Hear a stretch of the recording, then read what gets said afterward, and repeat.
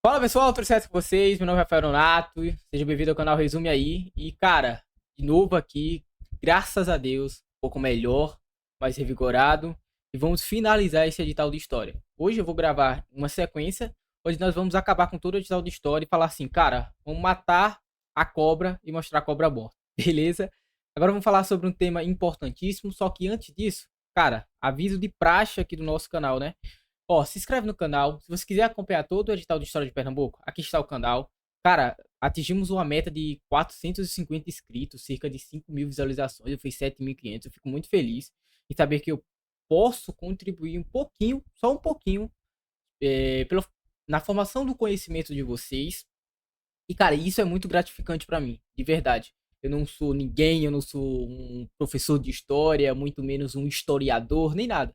Eu sou uma pessoa aqui simples, que falo a linguagem do povo e eu quero transmitir isso para vocês. Que história não é difícil, gabaritar a história não é uma coisa mais uau. Muita gente assiste às aulas, vai responder questões, sai bem, ou assiste às aulas, vai para os seus simulados, projeto missão, caveira, projeto caveira, sei lá, enfim, missão, caveira, EBN, enfim, vão responder esse simulado e veem que o que eu falei aqui na aula se reflete nessas questões. Então, cara, dá uma moral, 100% gratuito o canal. Muita gente que assiste o canal não tá inscrito, cerca de, sei lá, 60, esse número abaixou um pouquinho, mas cerca de 60% das pessoas que estão assistindo os vídeos aqui no canal não são inscritos. Então se inscreve aí, dá uma moral, vê se você está inscrito, ativa o sininho de notificações, que saindo novos vídeos você vai ficar ciente. Se você quiser ajudar o canal e me ajudar também, adquire os materiais. Ah, Rafael, eu não quero, vou ficar só com a parte gratuita. Beleza, vai servir também. Mas você ter um material impresso ou em PDF para que você consiga acompanhar a parte teórica e também a parte de questões é extremamente importante. Então, são 178 questões. Você pode adquirir entrando em contato comigo no link que está aqui embaixo, se você estiver no Google Meet ou no Instagram ou qualquer que seja, entrando em contato comigo em qualquer rede social que eu vou estar te respondendo. Beleza? Hoje nós estaremos falando sobre Pernambuco e a República Autoritária. Só que antes disso, vem comigo. Vamos fazer uma recapitulação, beleza? Beleza, Rafael. O Brasil, a história do Brasil ela é dividida em vários períodos. Brasil colônia, que vai de 1500 até 1822. Nesse período nós temos principalmente as revoltas que acontecem aqui em Pernambuco, Duarte Coelho. Então é um período extremamente importante e que se você for responder questões, você verá que é o período onde mais tem incidência de questões. Por quê? São os períodos assim que o edital vai te dar um maior foco. Nós temos a Revolução Pernambucana, Revolução Praieira, Confederação do Equador. Cara, de verdade, é impossível que você vá fazer um simulado, que você vá fazer uma prova e não tenha pelo menos 3 questões do período colonial. Cara, de verdade, no mínimo 3 questões você vai encontrar do período colonial na sua prova ou no seu simulado.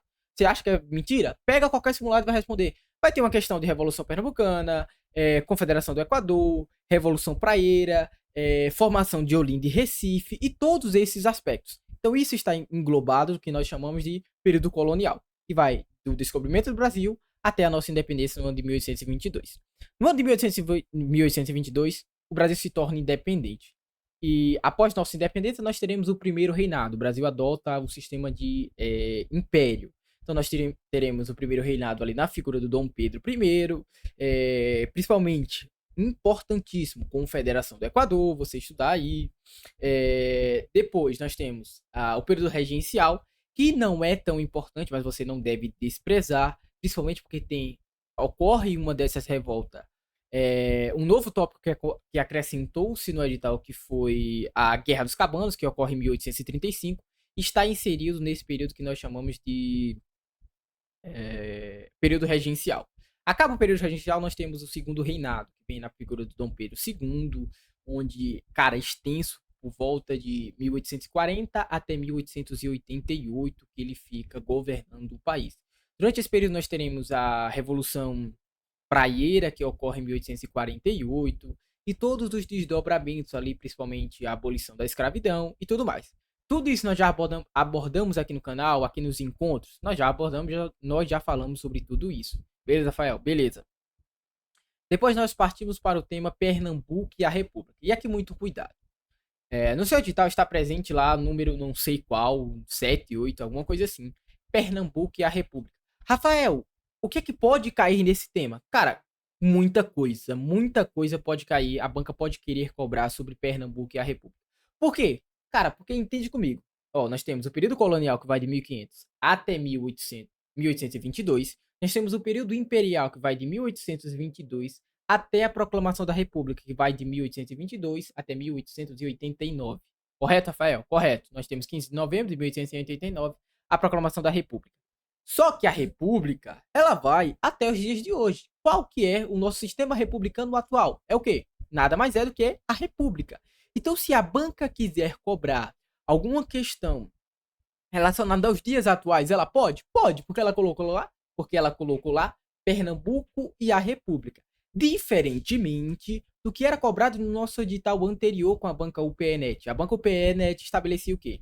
Pernambuco e a interventoria de Agamenon Magalhães, Pernambuco e a política dos governadores, ou era Pernambuco e o voto de Cabresto, alguma coisa assim. Então, ela está dizendo, ó, do período republicano, que é gigantesco, eu quero a Primeira República, que é Pernambuco e a política dos governadores. Eu quero o período de Vargas, que é Pernambuco e a interventoria de Agamenon Magalhães. Eu quero Pernambuco e a ditadura militar. Eu quero Pernambuco e o período de redemocratização, que são os governos atuais. Beleza, Rafael? Beleza. Então, a banca generalizou e colocou Pernambuco e a República. Então, não vai cair ditadura militar? Não necessariamente. A banca pode colocar uma questão de ditadura militar. Tanto é que se você for responder, acho que eu respondi o simulado do EBN, que tinha retratando uma, acho que foi do Estou Preparado, não lembro. Que tinha falando sobre uma questão sobre ditadura militar. Pode cair? Pode. A banca colocou lá Pernambuco e a República. Então, o que é que ela quiser cobrar, ela pode cobrar a respeito desse tema. Beleza? Beleza. Nossa última aula nós estudamos sobre Pernambuco e a. Foi. Pega, pode pegar meu pão de alho. Pega os dois, depois eu asso pra mim. Depois eu acho. Sigamos, sim. Então, na nossa última aula, nós já falamos sobre a política dos governadores, principalmente ali a Primeira República. E de verdade, é onde tem a maior chance de cair. Nós temos os coronéis, nós temos a política dos governadores, voto de cabresto e tudo mais. Se você quiser saber mais, assista a aula lá. Então, esses dois primeiros períodos, que é a política dos governadores em Pernambuco e a interventoria de Agamenon Magalhães aqui em Pernambuco, se eu pudesse apostar alguma coisa, cara, eu não sei nada sobre Pernambuco e a República, o que é que eu estudo? Estuda esses dois temas que você vai estar bem servido. Quer dizer que vai cair alguma questão sobre esses dois temas? Não, mas é a grande chance, é uma aposta. Por isso que eu tô dizendo que é uma aposta. Roubou meu pão de roubou meu pão de alho e acabou, é isso mesmo. Mas é uma aposta. Você pode estudar, mas vamos pecar pelo excesso e vamos estudar tudo mais. Beleza? Beleza. Eu dei toda essa explicação para que você consiga entender porque nós estamos estudando sobre Pernambuco e a ditadura militar. Beleza? Beleza. Pernambuco e a República Autoritária. Pernambuco e a ditadura militar. Vem comigo. Cara, a ditadura militar é o período que vai de 1864 até 1964 até 1985. São 21 anos de ditadura militar. Durante esse período, nós teremos 5 presidentes que vão revezar aqui a presidência do Brasil. Ah, Rafael, a gente tá lá, Pernambuco e a República. Por que você não tá falando de Pernambuco? Porque, cara, de verdade, toda vez eu vou reforçar isso. Você não estuda história separado da história do Brasil. Você não estuda a história de Pernambuco separado da história do Brasil. O que está acontecendo hoje em Pernambuco é um reflexo da política nacional, é um reflexo do presidente e tudo mais. O que aconteceu no ano passado é um reflexo de. Enfim, vocês estão entendendo o que eu estou dizendo? Então vamos entender o macro, o que é que estava acontecendo no Brasil, depois nós aprofundamos um pouco mais e vemos, como que isso refletia aqui em Pernambuco. E você vai ver que nada mais era as características que estavam acontecendo a nível federal, a nível Brasil, vão ser refletidas aqui em Pernambuco. Beleza? Só para você explicar isso. Então vamos para uma introdução. Primeiramente, ditadura militar, golpe civil militar. Como é que eu posso dizer esse período? Cara, historiadores vão dizer revolução democrática, tanto é que na época era dito como revolução democrática de 1964 e todos os outros fatores. Mas aqui vamos atentar como a banca cobra.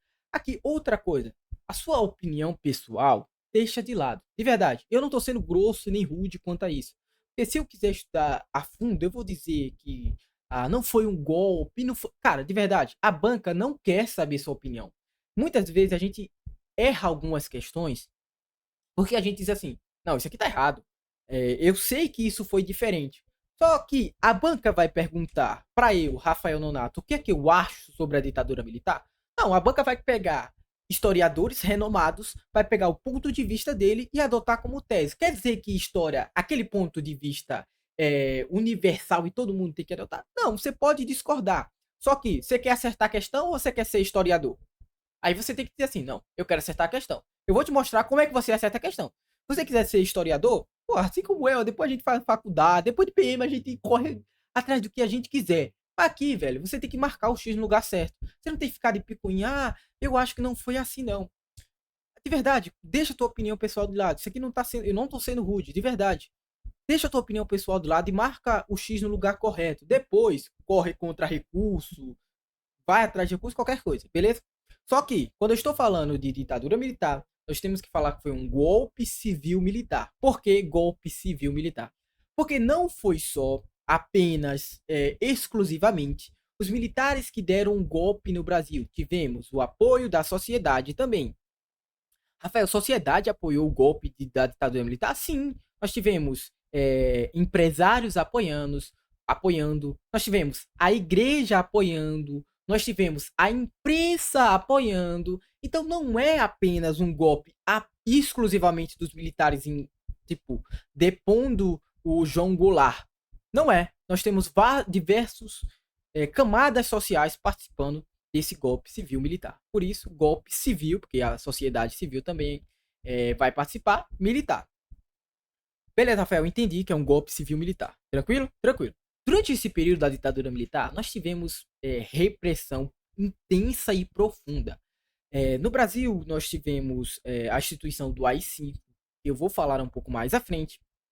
Mas você tem que notar, quando tiver uma questão falando sobre república autoritária, jamais você vai marcar liberdade de expressão, liberdade de imprensa, liberdade de pensamento. Meu amigo, nessa época era pau e pedra, era pau pra dar em doido. Ah, velho, eu acho que não foi assim. Não sei, de verdade. Realmente isso aconteceu. Tortura e tudo mais. Então, eu vi lá na banca, peguei, abri a minha hora da prova, eu vi lá uma questão sobre ditadura militar.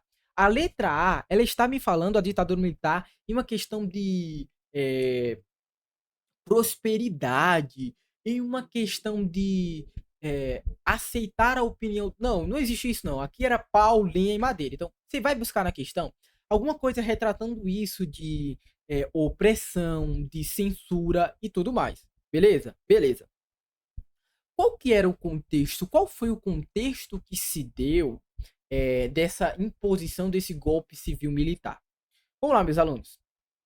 Quando nós acabamos a Era Vargas em 45, eu falei, de 45 para 64 tem um lapso temporal, correto? Correto.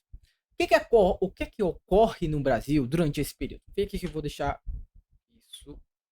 Deu. Aí, beleza. Vê aqui que eu vou ficar só em mim. Durante esse período que nós chamamos de 45 até 64, é o que nós chamamos de República Populista. Cara, Rafael, o que é ser populista? Eu vou dar um exemplo aqui e vocês vão captar. Tem um prefeito extremamente populista aqui no estado de Pernambuco, onde ele vai pra rua, onde ele pega e tá comendo junto do povo, onde ele fala o que o povo quer ouvir, aquele que não fica com aquele terninho e gravata, aquele político dizendo não. É aquele cara populista que ele vai pra rua. O que era muito comum nessa época, o pessoal comia pão com mortadela junto do povo. E eu não tô brincando, realmente o pessoal ia pra rua, os presidentes. Não era um prefeito, não era um governador, era presidente. Ele fala, não, eu sou gente como vocês, pô, eu sou do povo aqui, vamos comer um cuscuzinho com charque, um cuscuzinho com salsicha. Cara, e de verdade, isso é uma técnica de marketing que dá muito certo. E deu muito certo durante essa época. Então, esse é o período populista aqui no Brasil. Onde nós teremos Dutra, nós teremos a volta de Getúlio Vargas, nós teremos um presidente que, cara, é icônico do Brasil. Ele entra dizendo que vai proibir as mulheres de utilizar biquínis. Ele vai proibir loló, ele vai proibir. Não, isso aqui, eu sou moral. Eu sou o presidente da vassourinha, eu vou varrer a corrupção, eu sou gente como vocês, ó aqui, vamos comer pão com mortadela. Então, cara, de verdade, esse período é a República Populista. Esse populismo ele vai entrar em crise. Por quê? Cara, de um lado nós temos os políticos dizendo não, tá tudo bem. Só que do outro lado, crise, inflação, o câmbio muito alto, moeda desvalorizada e tudo mais. Esse populismo vai entrar em crise. O último presidente deles é o João Goulart. João Goulart, que ele era o ministro do Trabalho, o ministro do Trabalho do governo de Vargas, ele foi ministro do Trabalho do governo de Vargas, e ele chega à presidência porque o Jânio Quadros ele vai renunciar ao poder e tem a chegada do poder do João Goulart. João Goulart, ele era aquele cara, o que nós intitulamos hoje de esquerdista, onde ele pregava reformas de base, reforma agrária, reforma tributária, reforma da educação e tudo mais. E a galera da direita, ou seja, os conservadores, os militares, falam: não, esse cara tá se aproximando muito dos ideais comunistas. Por quê, pessoal? Cara, importante você entender sobre isso. Esse período de 64 a 85, mas principalmente ali do início da ditadura militar, nós teremos o apoio do capital estrangeiro, do governo estrangeiro. Porque se Pernambuco é um reflexo do que está acontecendo no Brasil, o Brasil é um reflexo do que está acontecendo no mundo. Vocês estão entendendo a interligação? Então, no mundo estava acontecendo o que nós intitulamos de Guerra Fria. De um lado nós tínhamos a União Soviética, do outro lado nós tínhamos os Estados Unidos. Então, essa briga entre Estados Unidos e União Soviética da Guerra Fria vai ser implantada, vai ser transposta para todos os outros países da América Latina que vão ter esses períodos ditatoriais, autoritários. Beleza? Beleza. E esse João Goulart, ele estava ligado aos ideais, ele estava mais ligado aos ideais de reformas trabalhistas, que isso se assemelha ao comunismo. Então a galera da direita começou a dizer: não, vocês são os comunistas, esse cara vai trazer o comunismo para o Brasil. Começou a colocar aquele medo: nós militares precisamos depor esse cara. Aí a imprensa começou a colocar pressão, empresários começaram a colocar pressão, e tivemos toda essa pressão de toda a sociedade, juntamente com os militares, e nós tivemos a imposição do golpe civil militar de 1964. Beleza? Beleza, Rafael? Aqui eu falei sobre a República Populista, aqui o João Goulart. Então aqui, ó, oposição em desespero. Derrubar Jango antes da reforma, ou seja, é necessário que nós derrubamos Jango antes dessas reformas de base, reforma da educação, reforma agrária e tudo mais. Como eu falei, encaravam o João Goulart como que eles estivessem se aliando aos ideais da União Soviética, da República Socialista Soviética. Então, não, aqui não. O Brasil é estadunidense, capitalista. Faz o L aqui não, pô. Faz o L aqui não. Forma irônica de dizer. Então vamos se aliar ao comunismo. A gente vai ser galera de direita, ligada aos ideais dos Estados Unidos, capitalista e tudo mais. Beleza? Beleza, pessoal. Tranquilo. Quais são as características que nós temos aqui desse regime militar? Que eu estou falando a nível Brasil, só que anota. E essas características são refletidas aqui em Pernambuco. Primeiro, instituição do AI-5. O que é que são esses AI, na verdade? São atos institucionais que eram tipo como uma emenda à Constituição, só que eles estavam acima da Constituição. O primeiro AI, que é o AI1, ele vai estabelecer o quê? Ela vai vai instaurar os militares no poder. Não, nós vamos passar um tempo provisoriamente, ou seja, nós temos um golpe, mas será provisório. Sempre é assim. Foi com a República, com o golpe da República, foi com Getúlio Vargas. Não, eu vou chegar aqui, mas vai ser somente provisoriamente. Depois, não, depois eu devolvo o poder a vocês. Depois a gente percebe, a gente vê que não é esses 500 todos, né? Não é essa história toda. Mas os dois principais AIs que você tem que lembrar é o AI-2, que é o estabelecimento do bipartidarismo, ou seja, nós tivemos apenas dois partidos, que é o Arena e o MDB, e eles vão dizer: ah, não era uma ditadura porque nós tínhamos dois partidos. Quando é uma ditadura, não tem dois partidos, você só tem apenas um. Mas é aquele de, ó, nós temos dois partidos, só que o Arena, que era aliado ao governo, e o MDB, que era contra o governo. Só que esse MDB não tinha posição no Congresso, não tinha como enviar senadores, enfim, tudo mais. Era só de mero capricho, ele só existia. E o principal aparato deles, a principal característica será a instituição do ato institucional número 5. O que é que esse ato institucional número 5 ele vai estabelecer? Cara, ele vai censura, ele vai meio que legalizar a tortura. Deixa eu ver, eu coloquei um monte aqui, ó. Restrição do Congresso Nacional, criação dos senadores biônicos. O que era esses senadores biônicos? Um terço do Congresso obrigatoriamente será indicado pelos governos militares, ou seja, um terço do Congresso é reservado para quem eu quero. Tranquilo? Criação do colégio eleitoral. As eleições serão agora de forma indireta. Nós não iremos voltar para presidente. Ou seja, exílio de adversários políticos e tudo mais. Beleza? Todas essas características, tudo que for autoritário, lembre do AI-5 que vai estabelecer. Beleza? Beleza. E durante esse período também nós teremos uma resistência muito grande da população, seja através de guerrilhas que são urbana ou rural, seja a atuação de movimentos estudantis, seja todas essas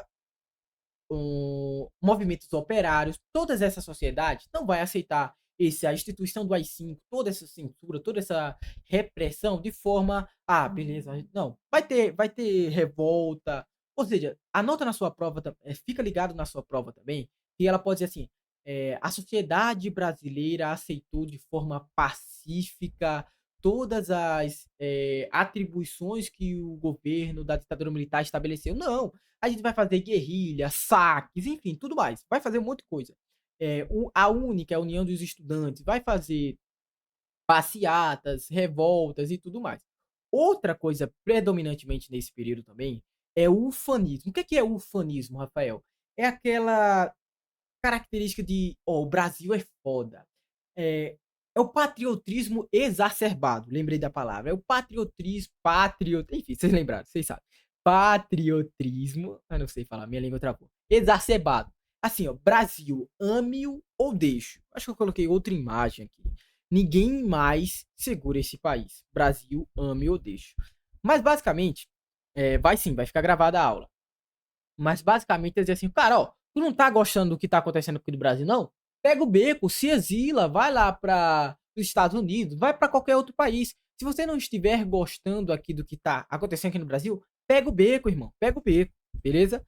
E eu tô passando, ó, os atos institucionais, eles estavam acima da Constituição, enfim, ó, os atos infralegais, as leis e a Constituição, e nós tínhamos os atos institucionais, beleza? Só passando aqui um pouco mais rápido para vocês entenderem. Esses senadores biônicos aqui, ó, estabelecendo aquela que eu falei, que um terço do Congresso Nacional da Câmara do Senado Federal era por esses senadores biônicos que eram indicados pelos militares. Outra característica também desse período são as obras faraônicas. O que são essas obras faraônicas? São construções gigantescas, como a Rio Dutra lá, perdão, Transamazônica e tudo mais. Todas essas construções faraônicas. Deixa eu ver se eu coloquei mais aqui. Não, mas eu coloquei. Tem várias outras. Eu vou colocar o PDF lá no grupo. Depois vocês me lembrem de colocar todas essas imagens lá no grupo também. Outra coisa presente também serão as mobilizações sociais, ou seja, o povo vai para a rua pedindo não, o fim da ditadura militar e tudo mais. Aqui nós já estamos falando um pouco mais ao final da ditadura militar. Beleza? Beleza. Só que onde que se encaixa Pernambuco aqui? Deixa eu localizar aqui o meu roteiro. Beleza. Qual que é a atuação de Pernambuco durante essa ditadura militar? Teremos a atuação de Pernambuco durante a ditadura militar centrada em duas figuras. Um deles será o SEB, que era esse padre aqui. Esqueci até o nome dele. Vou voltar aqui. Dom Helder Câmara. Cara, Dom Helder Câmara vai ser a resistência da igreja. Vocês lembram que eu falei logo no começo da aula que a igreja ela apoia a imposição da ditadura militar? Sim, Rafael, você falou sobre isso. Aí agora a igreja tá indo contra. Sim, a igreja fala, não, eu percebi que tá tendo restrição da imprensa, tá tendo tortura e tudo mais. E Pernambuco, principalmente no Dom Helder Câmara, vai vai ser ele que vai denunciar as cortes internacionais de direitos humanos, Ó, é importante que você anote, caso cobre alguma coisa sobre direitos humanos, que ele que vai fazer essas denúncias. Ó, no Brasil tá acontecendo isso, isso e isso. Tortura, cara, tortura lá ocorre de forma simples, como se fosse o pessoal é torturado, o pessoal é perseguido. É ele que vai fazer essa denúncia às cortes internacionais de direitos humanos sobre o que é que estava acontecendo aqui no Brasil. Porque para os outros países, estava acontecendo aqui no Brasil, era, não, os militares tomaram o poder de forma provisória, que é o que os militares falaram, só que eles vão ficar pouco tempo lá e depois vai devolver para um governo civil. Só que isso não vai acontecer de forma tão simples. Só 21 anos depois que nós teremos as eleições, que vai ser de forma indireta, teremos a eleição de Tancredo Neves. Beleza? E outro importante figura é o Miguel Arraes. Miguel Arraes, que ele era o governador de Pernambuco quando nós tivemos a imposição da ditadura militar. Então, ele era o governador de Pernambuco lá no ano de 1964. Ele foi exilado lá na Argélia, durante o período que eu estava falando de tortura, principalmente do AI-5, muitos figuras emblemáticas do nosso país, Gilberto Freire, Caetano Veloso, Miguel Arraes, todos eles sim, eles exilaram em outros países para que eles conseguissem fugir. Tem até uma canção do exílio que retrata muito bem. Minha terra tem palmeiras onde cantam sabiá. As aves que aqui gojeiam não gojeiam como lar. É dizendo, falando, ó, tô exilado, nada que é igual ao Brasil, eu sinto saudade da minha terra, do Brasil e tudo mais. Então, quando tivemos a lei da anistia, ou seja, ó, volta vocês que foram exilados, vocês podem voltar, tá de boa. É, eu não sei qual é a pior época do Brasil, desde que eu comecei a história, só coisa ruim. Cara, é difícil, difícil você estabelecer, não, a pior época do Brasil é tal. Durante o período da história do Brasil, nós teremos tanta coisas que, assim, contraditórias. O Brasil é louco, a nossa história é muito louca, por isso que eu gosto tanto de história. Cada dia que você estuda mais, você vê, não, isso aqui não foi assim que aconteceu e tudo mais. Então, como eu falei, o Miguel Arraes ele vai voltar ao Brasil com a lei da anistia, ele volta ao Brasil ali no quarto presidente, que, salvo engano, Figueiredo, quando ele começa a abertura política e tudo mais. Enfim, ele vai voltar e vai lutar pela campanha das diretas já. Então, essas duas figuras pernambucanas são muito importantes durante esse período. Nós teremos movimentos das diretas já. O que é essas diretas já? Que o Miguel Arraes vai participar, o Dom Helder Câmara vai também articular ali junto à igreja, a igreja também vai participar desse movimento. É que o brasileiro vai às ruas dizendo, não, nós queremos voltar para presidente, nós queremos voltar para presidente. Então, era necessário que a lei, existia uma lei que estava dizendo, não, agora o voto para presidente é de forma indireta. E o deputado Dante de Oliveira, é isso mesmo, do PMDB, ele vai propor uma emenda constitucional, que é a emenda da direta já. Só que não vai ter êxito. E o nosso próximo presidente será votado de forma indireta. Nós teremos a eleição de forma indireta de Tancredo Neves, que nós sabemos que não chega efetivamente aqui a vitória que marca lá, né, toda a eleição de forma indireta para o Congresso de Tancredo Neves. Só que Tancredo Neves não chega a assumir o Brasil porque falece. Aí vem o José Sarney. Quando eu estou falando de ditadura militar, muito cuidado na sua prova sobre alguns termos que você pode ficar confuso e perguntar, cara, se realmente isso aconteceu?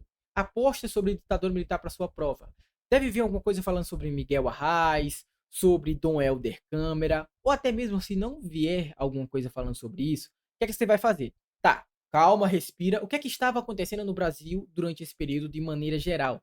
Qual que era a característica da ditadura militar de uma maneira geral que estava acontecendo em todo o território brasileiro? Ah, tinha um AI-5, censura, tortura, tudo isso? Tinha. Então, ó, isso inevitavelmente também vai estar acontecendo aqui em Pernambuco. Beleza, você pega o que estava acontecendo no Brasil e traz aqui para Pernambuco. Beleza? Beleza. E você também vai eliminar algumas questões, algumas letras, né? A B, C, D, E. Você vai lá, cara, isso aqui obviamente não aconteceu. Liberdade de imprensa durante a ditadura militar, liberdade de culto durante a ditadura militar, liberdade de tal coisa, liberdade, não, eleições de forma direta. você já vai eliminando essas questões assim que você vê assim, não, isso aqui realmente não faz sentido. E, obviamente, você vai ver, você vai ficar em dúvida entre um e outra. É melhor do que você estar em dúvida em 5. Você vai eliminando e você vai ter, acertar, enfim. Então, é isso, pessoal. O que eu tenho para falar sobre ditadura militar é isso. Então, curte, comenta, compartilha, manda pro teu amigo. Enfim, se inscreve no canal e vai vir novos vídeos aí. Tamo junto e é nóis.